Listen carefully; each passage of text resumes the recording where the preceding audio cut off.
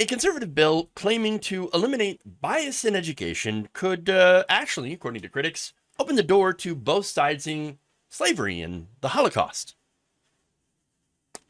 Now, according to News 5, Ohio's Senate Bill 83 seeks to ban any type of bias in classrooms and limits discussions around politics and diversity. So apparently, you can't talk about politics, can't talk about diversity, and you got to make sure not to have bias. So hey, if your kid's a Holocaust denier, well, that gets equal treatment in this classroom. Let me tell you what.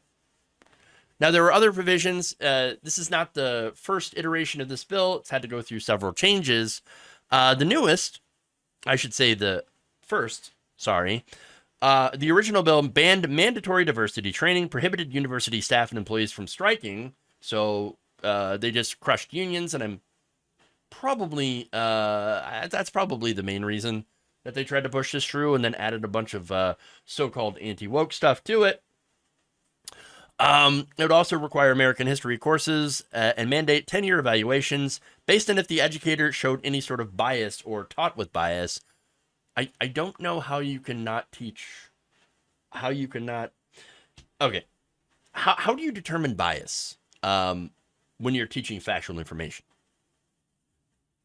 I mean, I don't quite understand the purpose of this other than to make it so that people can make arguments that, oh, maybe slavery wasn't that bad.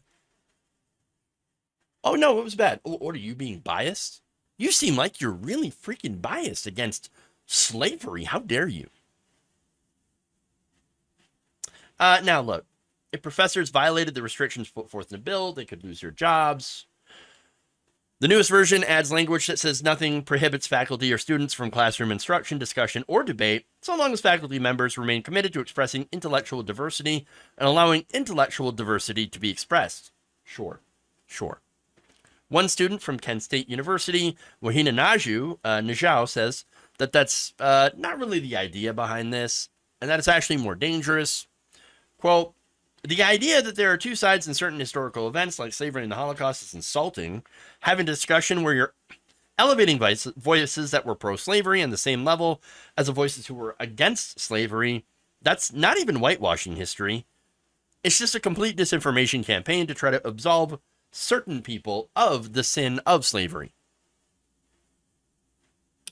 She also said that it will have a chilling effect. Quote, a lot of professors might decide it's not worth it to go into too much detail about this. We're just going to skate past it real fast and move along with our lesson, instead of focusing really deep on some of these issues that still permeate through our country today. True.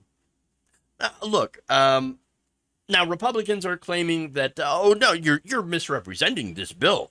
In fact, Senator Jerry Serino, who again also advocated earlier for Holocaust deniers to be able to have a debate on whether or not the Holocaust actually happened.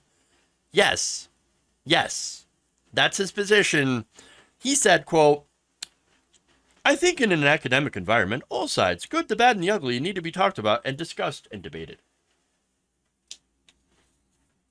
No, we don't need to debate whether historical things actually happened and if they were bad. There's already too many people who think that it never happened. You're just platforming that. And of course, when it comes to chattel slavery in America, there are also too many people who try to downplay the brutality of that horrific institution. That again, culminated, it basically, the entire purpose was to dehumanize people, to sell them so that they would work for free. That is free exploited labor. And these people were treated as property, whipped, chained, beaten, raped. That's why you do find that there are people who are, black, that are the descendants of slave owners. Why do you think that is? Oh, right. It's because of the rape. Yeah. So there's that. And so there are also people that downplay it and even go so far as to say that, oh, it was good for them in the long run. It civilized them. This is not the kind of debate that needs to be happening in a school. There is no debate here. There is no space in academia for this kind of so-called debate that only benefits certain types of people. Those people being white nationalists, white supremacists. Okay? There is no both sidesing this issue or these issues. There is right and there is wrong. There's facts. It is wrong to enslave people. That's a fact. It is wrong to genocide people. This is the period. This is not hard. This is not difficult. Okay? And so really, at the end of the day, these kinds of bills really do make me wonder about the type of people who introduce them and the reasons why.